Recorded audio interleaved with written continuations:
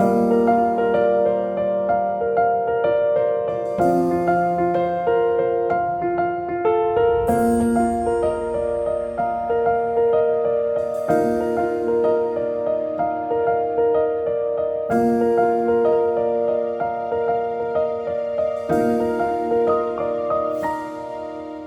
vamos a hablar de la familia. Y es importantísimo que nosotros como cristianos le demos mucho pensamiento a la familia, puesto que de todas las cosas que Dios creó y de todas las cosas que Él formó, la familia es la que está siendo más atacada actualmente. Ha sido atacada desde hace mucho tiempo, pero ahora cada vez vemos ataques muy fuertes en contra de la institución familiar que nació en el corazón de Dios. Me puse a buscar primero qué significaba familia para que nos pusiéramos de acuerdo y encontré definición de familia en el diccionario de la Real Academia Española de la Lengua. Y según este diccionario, familia es un grupo de personas emparentadas entre sí y que viven juntas. Es una definición un tanto superficial, ¿no? El diccionario Webster dice, es la unidad básica de la sociedad, compuesta por un padre y una madre, criando a sus hijos. Me pareció que era una mejor definición. Pero me fui a buscar en las leyes de Honduras, en las leyes de nuestro país, y me encontré con el Código de la Familia. Y el Código de la Familia de nuestro país dice en el título 3, capítulo 1, titulado del matrimonio, en el artículo 11, dice lo siguiente: se reconoce el derecho del hombre y de la mujer que tengan la calidad de tales naturalmente, o sea, que hayan nacido hombre o mujer, a contraer matrimonio entre sí, así como la igualdad jurídica de los cónyuges. Solo es válido el matrimonio civil celebrado ante funcionario competente y con las condiciones requeridas por la ley. Y luego dice algo muy importante. Dice, se prohíbe el matrimonio y la unión de hecho entre personas del mismo sexo. El matrimonio o uniones de hecho entre personas del mismo sexo celebrados o reconocidos bajo las leyes de otros países no tendrán validez en Honduras. Hoy esto es tremendo, hermanos. Es tremendo. Me parece que es un artículo sumamente valiente ante los ataques que el concepto de familia que nosotros tenemos y el concepto de familia que hemos aprendido al leer la palabra de Dios nos ha enseñado. Porque la familia nació en el corazón de Dios y eso no lo podemos olvidar. A pesar de eso, son muchas las naciones en que están tratando de cambiar el concepto de familia y reconocen como familia la unión de dos personas con el mismo sexo y les dan la potestad incluso de poder adoptar hijos y no sé qué otras cosas más, lo cual es verdaderamente muy triste. Y además de eso, vemos cómo cada día más sube el porcentaje de personas que se casan y que terminan su relación en un fracaso. Se calcula que el 50% de los matrimonios terminan en divorcio en muchos países. ¿Por qué? Yo creo que un número enorme de personas que contraen matrimonio no saben a lo que van. No han recibido una verdadera enseñanza sobre lo que significa comenzar una relación matrimonial y comenzar una familia. Y cuando comienzan los problemas no saben cómo reaccionar y generalmente son mal aconsejados. Debo confesar públicamente de que si yo supiera lo que ahora sé a través de la lectura de la Biblia sobre la familia y el matrimonio, muchos de los errores que cometí a lo largo de los tiempos probablemente no los habría cometido. Pero esa es la realidad del mundo. Es una realidad bastante dolorosa. Son muchas, por lo tanto, las naciones que están inclinándose, sobre todo ahora que el feminismo es muy popular, inclinándose hacia aceptar como familia diferentes cosas. Uno de los aspectos en la formación familiar que se ha vuelto popular en muchos países es lo que llaman el matrimonio a prueba, ¿verdad? Bueno, juntémonos, vivamos juntos y si funciona, pues nos casamos o nos quedamos juntos. Y si no funciona, simplemente cada uno agarra su camino. Las estadísticas demuestran de que el porcentaje de fracaso en estos matrimonios a prueba es mucho mayor que el porcentaje de fracaso en los matrimonios que se hicieron como deberían haberse hecho. Así que hay algo que nos está marcando y que nos está enseñando especialmente a los jóvenes un concepto completamente tergiversado de la vida familiar.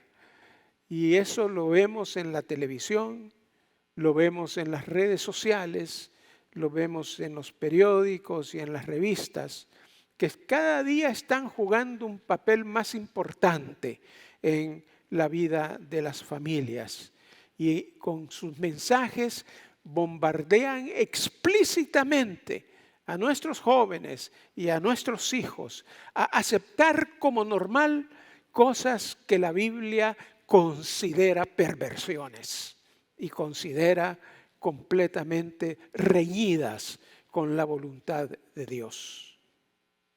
Hermanos, yo les suplico desde el fondo de mi corazón que no permitan que sus hijos tengan un aparato de televisión en sus dormitorios. Les suplico que no permitan que sus hijos tengan una computadora o una laptop en su dormitorio. Les suplico que si van a ver televisión, la vea toda la familia junta, para que después puedan discutir y comentar cuáles fueron las cosas buenas y cuáles fueron las cosas malas que ahí vieron. Porque si nosotros no tomamos el cuidado que debemos con nuestros hijos, ellos van a tomar malos caminos. Y esa es una realidad. No quisiera poner mi familia de ejemplo, pero en nuestra casa ha habido un solo televisor siempre. Y en una oportunidad se nos metieron a robar, una de las muchas veces que se nos metieron a robar en nuestra casa, y se robaron el televisor. Así que decidimos no comprar televisor y estuvimos durante varios meses sin televisión. Oigan, han sido los mejores meses en nuestra vida familiar. Teníamos convivencia, platicábamos más, aprendimos a tener juntos juegos de salón. Y la televisión es un veneno, verdaderamente lo es. Hasta que una persona a la que yo amo mucho dijo, no, es imposible que ustedes no tengan televisión, y nos llevó un televisor de regalo. Bueno, tengan mucho cuidado, sobre todo con lo que llamamos pichinguitos o dibujos animados. En los dibujos animados que están diseñados específicamente para que niños pequeños los vean, presentan cosas increíbles, cosas verdaderamente contrarias a la moral, a las buenas costumbres y sobre todo a la palabra de Dios. Hay conceptos que cada día se están popularizando más. Con esto del feminismo, por ejemplo, se está viendo a todos los hombres como seres malvados, pervertidos y las mujeres como víctimas. Y esto no es necesariamente así, no es siempre así. Cada uno de nosotros que conoce al Señor y que ha nacido de nuevo, debe tomar las decisiones de su conducta de acuerdo a lo que la palabra de Dios nos enseña. Por eso, la Biblia dice que el matrimonio es un misterio. Qué interesante, que la unión de dos seres complementarios, como ser el hombre y la mujer, que se conocen y llegan a amarse y establecen un compromiso de caminar por esta vida juntos hasta que la muerte los separe, constituye un verdadero misterio. Dice Salomón, que tiene fama de sabio, de hecho todos le reconocemos así su sabiduría. En el libro de Proverbios, en el capítulo 30, versículos 18 y 19, dice: 3 cosas me son ocultas, aún tampoco sé la cuarta: el rastro del águila en el aire, el rastro de la culebra sobre la peña, el rastro de la nave en medio del mar y el rastro del hombre en la doncella. Salomón, a pesar de su fama de sabio, nos está diciendo que la unión de un hombre y una mujer es algo tan extraordinario y tan importante que no es fácil de comprender. ¿Por qué? Deberíamos preguntarnos por qué. ¿Será porque somos tan diferentes los hombres con las mujeres? ¿Será porque pensamos de manera muy distinta? Yo pienso todo lo contrario. Yo pienso que más bien el hecho de que la mujer y el hombre seamos diferentes y pensemos diferentes nos enriquece enormemente. A veces mi esposa me dice: ¿y no has pensado que esto podría resultar mejor de esta manera? Y muchas veces tiene razón, debo reconocer que muchas veces tiene razón. Me duele, pero tiene razón. Sí, son maravillosas. Miren, los hombres, y perdónenme los varones que estamos aquí presentes, somos más cuadrados. Nos enfocamos en una sola cosa y nos es difícil salirnos de ahí. Si usted le pregunta a un varón qué estás pensando en este momento, muy probablemente le va a decir: no, en nada. Y lo peor es que es verdad, no está pensando en nada. Está en screensaver. Sí. Pero pregúntale a una mujer qué está pensando, y una mujer piensa 10 cosas al mismo tiempo y está tomando decisiones además. A mí me fascina cuando yo hablo con algunas personas. Amo mi profesión, les confieso que amo mi profesión, porque me permite conocer gente y me permite escuchar las vivencias de las personas. Pero cuando yo le cuento algo que a mí me emociona a un hombre, este hombre me dice: es cierto, tenés razón.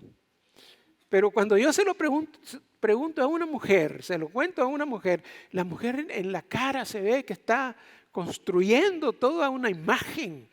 Oigan, hermanas, cuando Dios las hizo a ustedes, se pasó. La verdad es que son maravillosas, son maravillosas.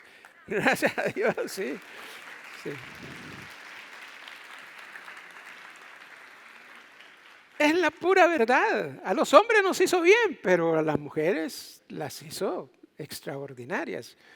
Cuando yo estaba estudiando medicina tenía un muy buen amigo, mi mejor amigo, vivía en los faldeos de la cordillera de los Andes y con frecuencia escalábamos el primer cerro de la cordillera, el Pochoco, y nos quedábamos durmiendo ahí, llevábamos una tienda de campaña. Y en el verano el atardecer era largo y habían cambios de colores en el cielo. Era un espectáculo maravilloso.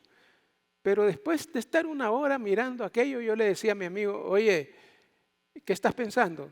No, nada, me decía. ¿Y vos? No, nada, tampoco. ¿Verdad? Así somos los hombres. Una mujer habría estado pensando en miles de cosas, ¿verdad? Probablemente hasta una notificación habría hecho en su mente. Ahora, ¿por qué? ¿Por qué este ataque continuo y malvado en contra de la familia? Yo estoy plenamente convencido, hermanos, de que estamos viviendo en el final de los tiempos. Y si vamos al libro de Gálatas, en el capítulo 1, versículo 4, Pablo nos dice, el cual se dio a sí mismo por nuestros pecados, para librarnos del presente siglo malo, conforme a la voluntad de nuestro Padre, Dios y Padre. Y yo creo que esto lo estamos viviendo actualmente. Que esto lo aplicamos a nuestra realidad hoy.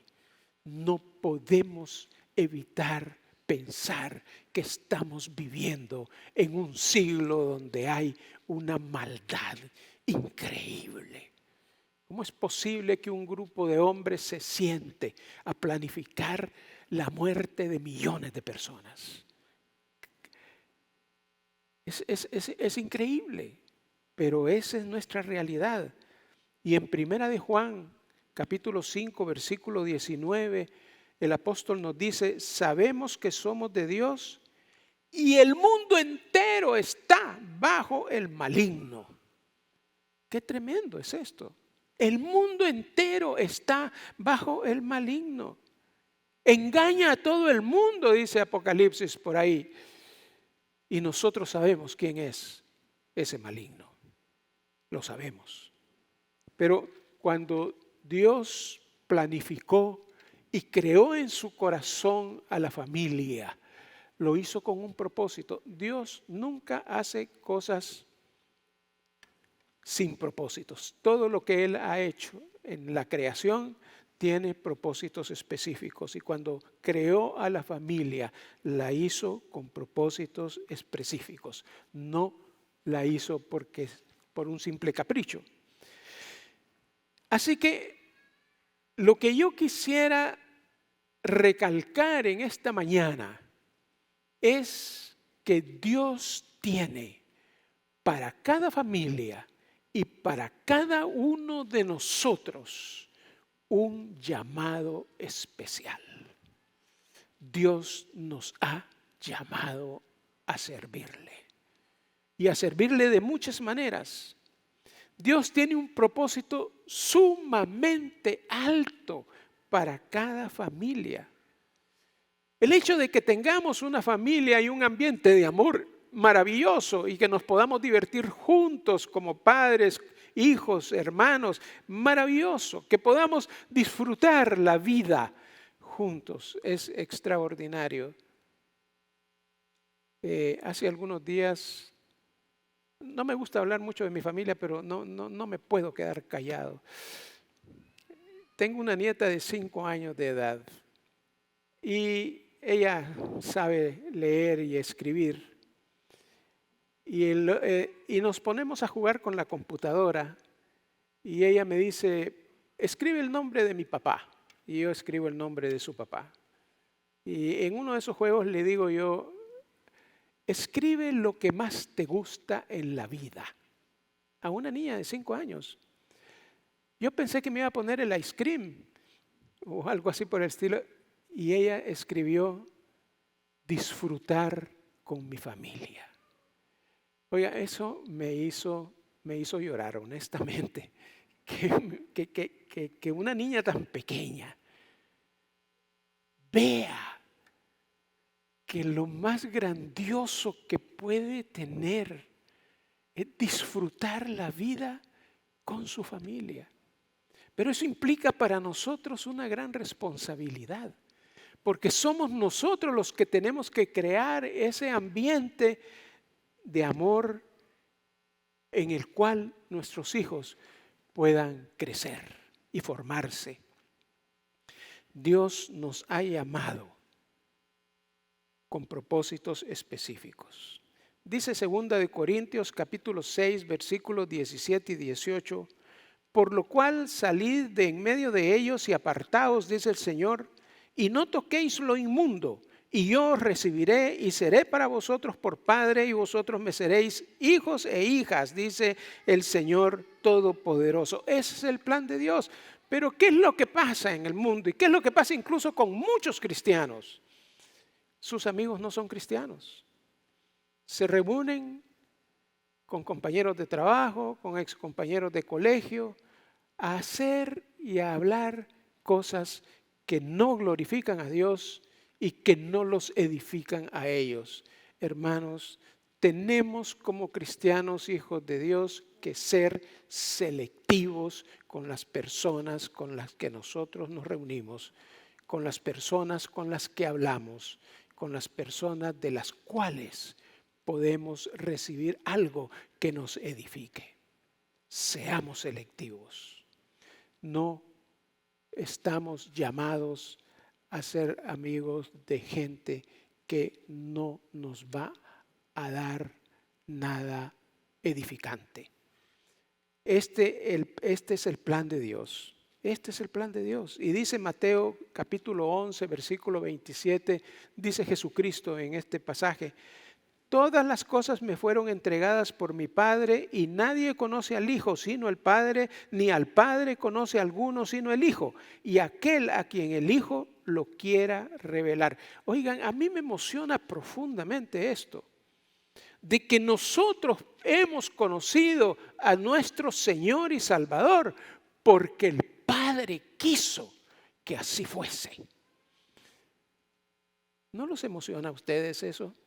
A mí sí, hermanos, me emociona profundamente, porque si hubiese sido por mí mismo, a saber dónde estaría. No, sí sé dónde estaría, pero no sería un buen lugar.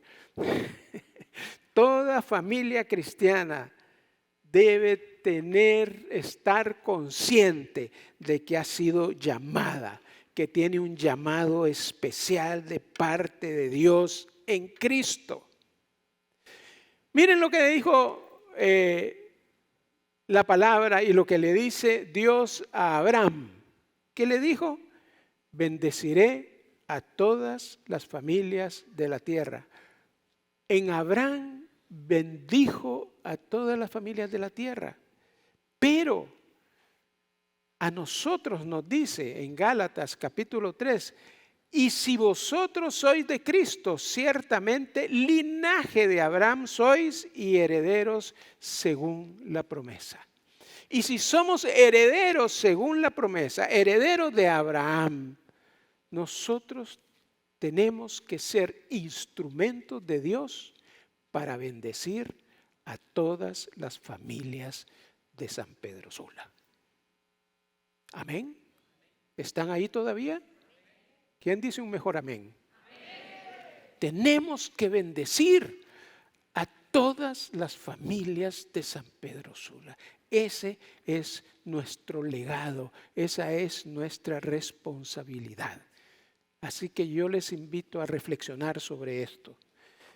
La Biblia nos enseña además cómo debemos edificar nuestro hogar, nuestra familia.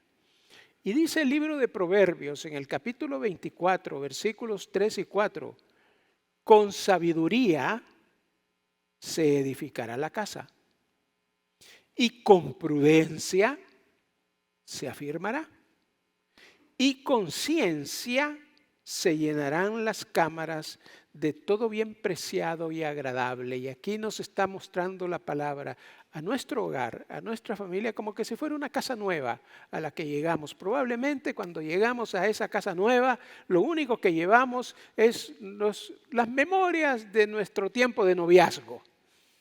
Pero ahora tenemos que llenar esas cámaras, tenemos que llenar esos cuartos de esa casa. ¿Y con qué lo vamos a llenar? Tenemos que llenarlos con cosas maravillosas, con gozo, con risas, con alegría, con palabras de amor, con abrazos, con besos, con palabras de encomio.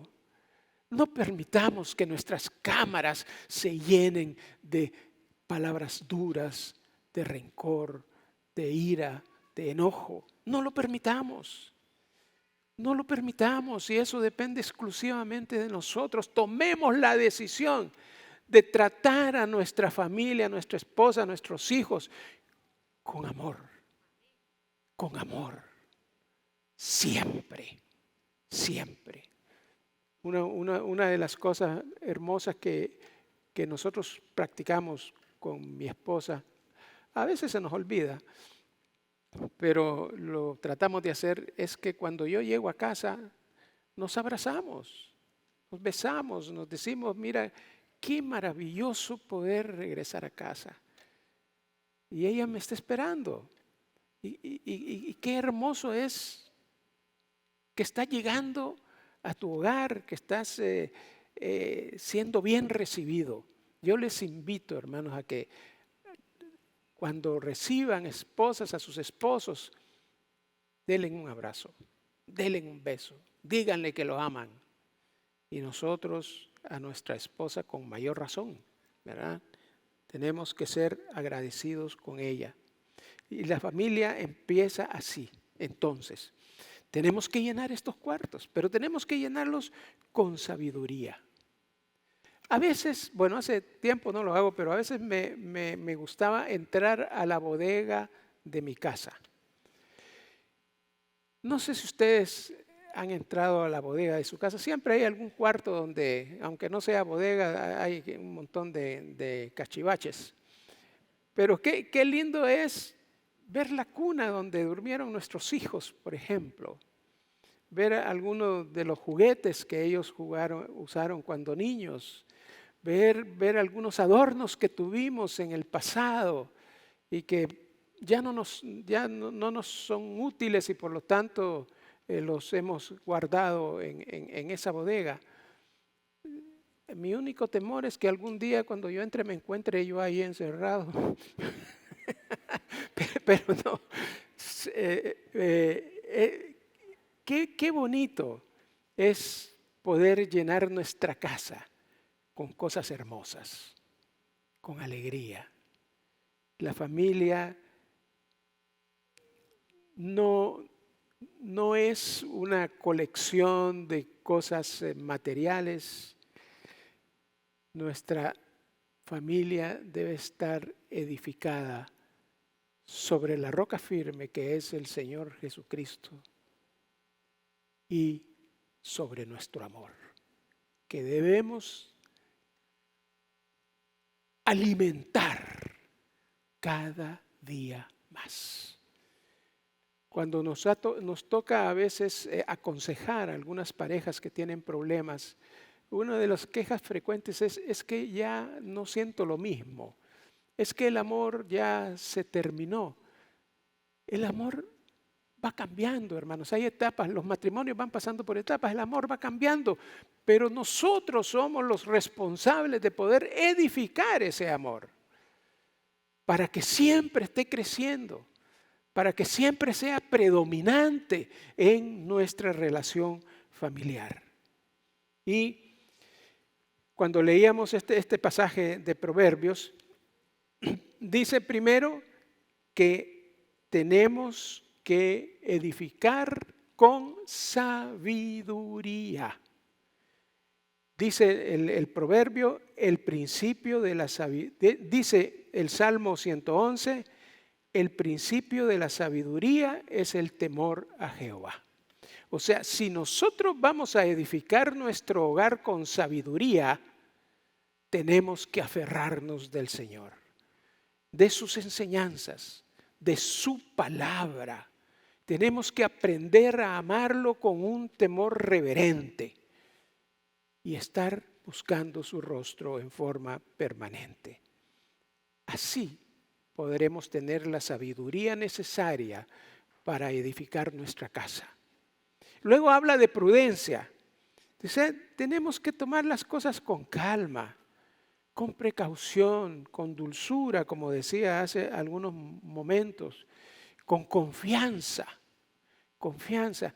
Una de las cosas que yo menciono siempre es que estoy convencido que la razón principal por la cual mi esposa y yo hemos cumplido 37 años de 38, 39, hoy 39, híjole, hemos cumplido 39 años de matrimonio, ha sido porque nos hemos tenido confianza absoluta, porque siempre hay alguien que pretende sembrar algo dañino en la relación matrimonial. Pero no, son 39 añitos, ¿verdad? Qué bueno, gloria a Dios. Entonces tenemos que ser prudentes en el trato con nuestro cónyuge y tenemos que ser prudentes en el trato con nuestros hijos. No le digamos cosas feas a nuestros hijos. Y aquí también voy a tener que hacer referencia a algo familiar, algo muy personal. Mi padre era neurocirujano en Chile. Y cuando yo estaba estudiando medicina y tenía examen y llegaba y me preguntaba, ¿y cómo te fue en el examen? En Chile califican de 1 a 7, no de 1 a 10, califican de 1 a 7 porque dicen que 7 es el número perfecto. Califican de 1 a 7, pero en la escuela de medicina calificaban de 1 a 21 para poder hacer más fracciones. Entonces yo le decía, no, saqué 18, 18 era muy buena nota. Entonces me decía, bueno, y es que eres tonto tú. ¿Por qué sacaste 18? Me avergüenzas. ¿Es que eres tonto? Y otras veces llegaba yo y me decía, ajá, ¿qué nota sacaste? Saqué 21, papá. Oye, y es que estaban regalando las notas. Hermano, no seamos así con nuestros hijos. A nuestros hijos tenemos que levantarles su autoestima. Tenemos que reconocer sus esfuerzos. Tenemos que reconocer su cariño. Tenemos que ser padres amorosos. Y en tercer lugar, habla de ciencia. La ciencia es conocimiento. Debemos ser estudiosos, adquirir información sobre todo lo que el Señor quiere que nosotros sepamos y que está ¿dónde? En su palabra. Dediquemos nuestro tiempo a leer, a estudiar, a meditar, a reflexionar en la palabra de Dios. Y también en leer algunos buenos libros. Hay libros muy buenos escritos por cristianos maduros que también nos enseñan sobre temas no solamente de la familia, sino muchos otros temas. Empleemos nuestro tiempo en eso. A mí me da no sé qué cuando hace muchos años había un hermano en la iglesia que decía, mire hermanos, es que a mí no me queda tiempo para leer la Biblia. Pero leía 4 periódicos al día. Leía 4 periódicos diarios, pero no tenía tiempo para leer la Biblia. Tenemos que establecer prioridades, hermanos. Tenemos que establecer prioridades, que es lo primero, que es lo más importante. Y lo más importante de nosotros es nuestra relación con Dios. Es nuestro conocimiento de Dios y es nuestro conocimiento de su palabra. No lo cambiemos por otras cosas, hermanos. En el Evangelio de Lucas se nos presenta una parábola en el capítulo 6, versículos 48 y 49. Ahí Jesús hace mención a una casa que es arrasada por la tormenta. Yo les invito a que seriamente ustedes mediten hoy qué pasaría en su hogar si se presentara una tormenta. Y no les estoy hablando del huracán Fifi ni de la otra tormenta que hubo no hace mucho tiempo. Les estoy hablando de otras tormentas que pueden ser muy duras, tormentas emocionales, tormentas económicas incluso, enfermedades, en fin, muchas cosas que pueden abatir nuestro hogar. ¿Cómo estamos preparados para eso? ¿Cómo nos estamos preparando? ¿A quién nos vamos a aferrar?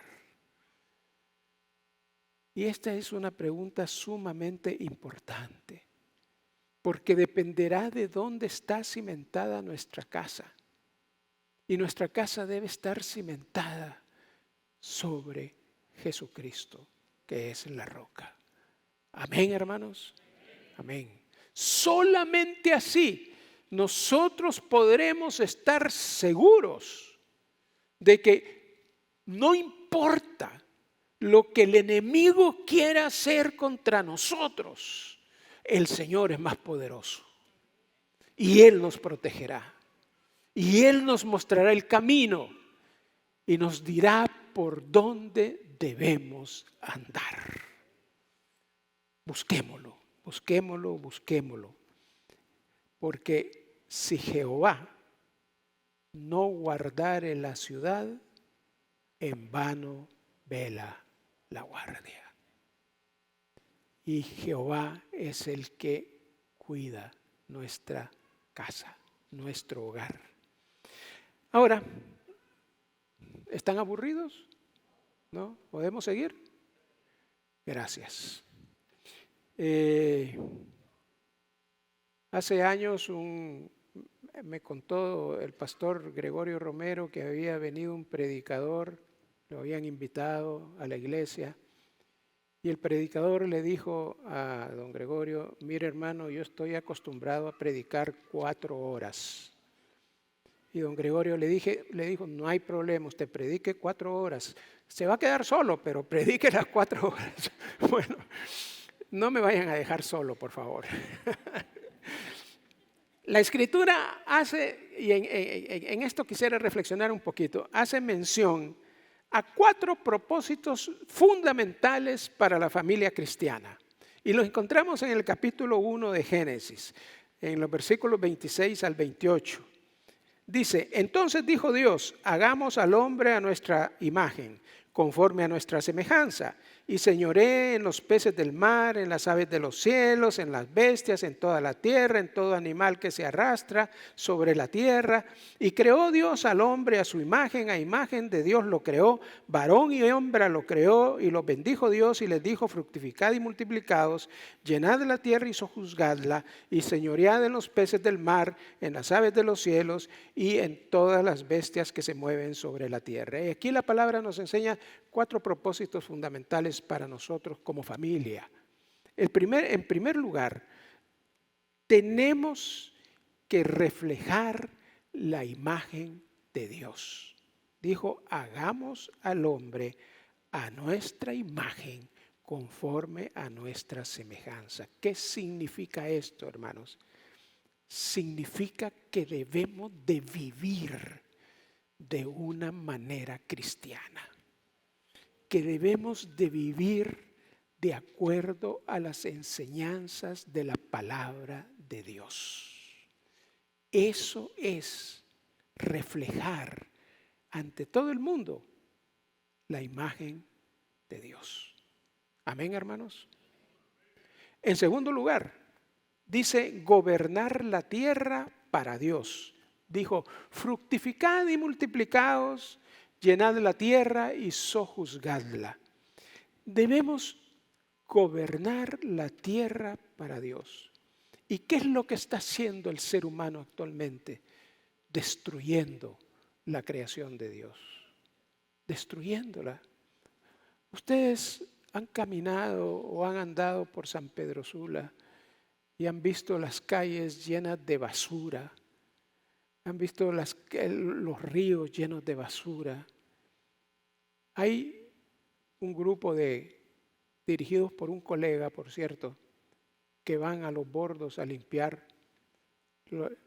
Ese debería ser un ejemplo que nosotros deberíamos de seguir, limpiar, ayudar a mantener nuestra ciudad en mejores condiciones. Con que no tiremos basura a la calle ya es un buen comienzo. Amén. Sí, solo con eso ya comenzamos bien. Pero cuidemos lo que Dios nos dio. Miren esa hermosa montaña que tenemos ahí, cómo la han desforestado. Regalan arbolitos. ¿Por qué no aprovechamos cuando regalan arbolitos para ir, recoger y sembrar arbolitos en nuestra ciudad? Se los dejo como una idea solamente. En tercer lugar, la palabra dice producir y levantar un patrimonio divino. Dice, y señoré en los peces del mar, en las aves de los cielos, en las bestias, en toda la tierra y en todo animal que se arrastra sobre la tierra. O sea, tenemos que levantar un patrimonio, cuidar, cultivar todo lo que Dios ha hecho. Y en cuarto lugar dice, nutrir al pueblo de Dios. Dice, y señoread en los peces del mar, en las aves de los cielos y en todas las bestias que se mueven sobre la tierra. Nosotros, hermanos, debemos poder compartir con la gente que no tiene las cosas que Dios nos da. Amén, hermanos. Y el Dios es un Dios generoso, es un Dios generoso. Así que, por poco que sea, nosotros podemos ayudar a otras personas que están en peores condiciones que las nuestras. Y de esa manera es como podemos demostrar el amor. Hermanos, para cada uno de nosotros, lo más importante debe ser el Señor. Y lo segundo más importante debe ser nuestro principal ministerio. Y nuestro principal ministerio es nuestra familia. Si todos los seres humanos estuviéramos conscientes de la importancia de la familia y de lo importante que es crear un ambiente en la familia que sea hermoso, edificante y de amor, las cosas serían muy diferentes en nuestro planeta. Las cosas serían muy diferentes en nuestra ciudad. Hagámoslo nosotros. Comencemos nosotros a demostrar a nuestros hijos, a nuestra familia, que somos hijos de Dios y que somos capaces de amar y que somos capaces de compartir las cosas que Dios nos ha dado. El pueblo de Dios muchas veces olvidó estas cosas a lo largo de la historia. Y yo quisiera terminar haciendo referencia a una carta escrita por el apóstol Pablo, y es un pasaje que todos ustedes han escuchado hasta la saciedad, pero espero que se lo aprendan de memoria. Y si no, se los voy a clavar con un martillo. Dice Efesios capítulo 5, del 23 al 25. Porque el marido es cabeza de la mujer, así como Cristo es cabeza de la iglesia, la cual es su cuerpo y Él es su Salvador. ¿Quién es la cabeza, hermanas? El marido. Porque el marido quiso, ¿no? Porque el Señor nos ha dado esa responsabilidad. Es una responsabilidad que el Señor nos ha dado a quienes, a los varones. Y Cristo es la cabeza de la iglesia. Y la iglesia es el cuerpo. Y Él es el Salvador. Así que como la iglesia está sujeta a Cristo, así también las casadas estén sujetas a sus maridos en algunas cosas. En todo. Hermanitas, en todo. Y Efesios capítulo 6, versículos 1 al 3 dice: hijos, obedeced en el Señor a vuestros padres, porque esto es justo. Honra a tu padre y a tu madre, que es el primer mandamiento con promesa, para que te vaya bien y seas de larga vida sobre la tierra. Qué maravilloso. Les puedo asegurar, hermanas y hermanos, que yo no escribí esto, pero es la palabra de Dios. Y también establece responsabilidades y la conducta que debe tener el esposo y padre con su familia. Ahí en el Efesios capítulo 5, versículos 25 al 33 dice: maridos, amad a vuestras mujeres. Debemos amar a nuestras mujeres. Bueno, yo diría a nuestra mujer, ¿verdad? Sí, está peligroso. Maridos, amad a vuestra mujer. Así como Cristo amó a la iglesia y se entregó a sí mismo por ella para santificarla, habiéndola purificado en el lavamiento del agua por la palabra, a fin de presentársela a sí mismo, una iglesia gloriosa, que no tuviese mancha ni arruga, ni cosa semejante, sino que fuese santa y sin mancha. Así también los maridos deben amar a sus mujeres, a su mujer, como a sus mismos cuerpos. El que ama a su mujer, a sí mismo se ama, porque nadie aborreció jamás a su propia carne, sino que la sustenta y la cuida. Algunos la sustentamos demasiado, ¿verdad? Pero como también Cristo a la iglesia, porque somos miembros de su cuerpo, de su carne y de sus huesos. Por esto dejará el hombre a su padre y a su madre. Qué importante esto. Por eso dejará a ver, aquí ya me perdí. Sí, por esto dejará el hombre a su padre y a su madre y se unirá a su mujer y los dos serán una sola carne. Grande es este misterio. Grande es este misterio. Mas yo digo lo mismo respecto de Cristo y de la iglesia. Miren qué interesante esto. La palabra de Dios está comparando al matrimonio con la unión de Cristo con su iglesia. Oye, esto es tremendo. Es como para meditar profundamente en lo que Dios nos ha dado al permitir que formemos una familia. Por lo demás, cada uno de vosotros ame también a su mujer como a sí mismo, y la mujer respete a su marido. Y en Colosenses 3:19, maridos, amad a vuestras mujeres y no seáis ásperos con ellas. A veces los hombres tenemos la tendencia a ser un poco ásperos con nuestras esposas. Pidámosles perdón cuando eso ocurra. Pidamos perdón cuando eso ocurra. Y evitemos de todas las maneras posibles pronunciar palabras hirientes a nuestra esposa y a nuestros hijos. Todo esto va dirigido a nosotros, va dirigido a nuestra conducta, va dirigido a nuestra manera de pensar, va dirigido a nuestra manera de actuar. Lo que hemos leído es lo que debemos aplicar en nuestra vida en la familia.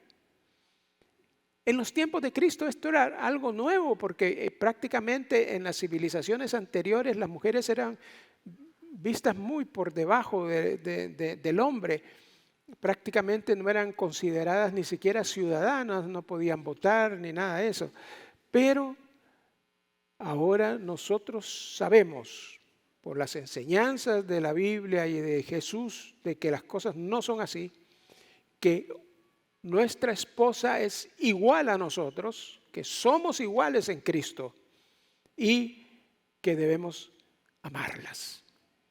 Padres, y vosotros padres no provoquéis a ira a vuestros hijos, sino criadlos en disciplina y amonestación del Señor. Hermanos, hay que criar a nuestros hijos en disciplina y amonestación.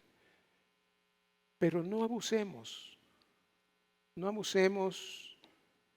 Tenemos que explicarle a nuestros hijos la razón por la cual los vamos a poner en disciplina. Nuestros hijos son inteligentes, mucho más de lo que nosotros creemos. Ahora, para terminar, la familia nació en el corazón de Dios para bendición nuestra y por esa razón la Biblia nos manifiesta claramente cuál debe ser nuestra conducta en nuestro seno familiar. ¿Cómo debe ser nuestra conducta en nuestra relación con nuestro cónyuge, con nuestros hijos y con el resto de la familia? Y para finalizar, yo quisiera dejarles que memorizaran, si es posible, un versículo que a mí me mueve mucho. Y está en la tercera epístola de Juan, en el versículo 4. Ustedes saben que tercera Juan solo tiene un capítulo.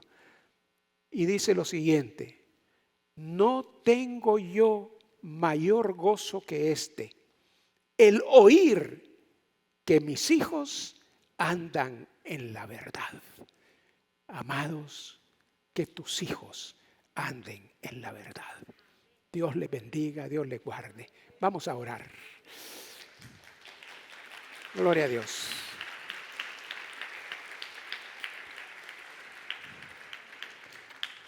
Bendito Señor, en esta mañana queremos darte gracias por las cosas maravillosas que tú nos has regalado sin que nosotros lo merezcamos. No solamente nos diste el perdón de pecados y la salvación, nos has dado una familia en la cual nosotros podemos crecer como seres humanos, una familia en la cual nosotros podemos formar otros seres humanos, otros hijos tuyos, nuestros propios hijos. Tú nos los diste con esa intención y nos pusiste esa responsabilidad. Permite, Señor, que nosotros podamos cumplir con las responsabilidades que tú nos has dado. Y gracias por tu amor infinito, Señor. Gracias por tu cuidado. Que cada día de nuestra vida, al despertar en la mañana, nosotros podamos estar expectantes de las misericordias que tienes para nosotros en ese día. Y que cada noche, al acostarnos, podamos en primer lugar pedirte perdón por los pecados que hemos cometido y en segundo lugar darte gracias por las muchas cosas maravillosas que tú nos das. Gracias, Dios, por tu amor. En el nombre de Jesús. Amén. Dios les bendiga, mis hermanos.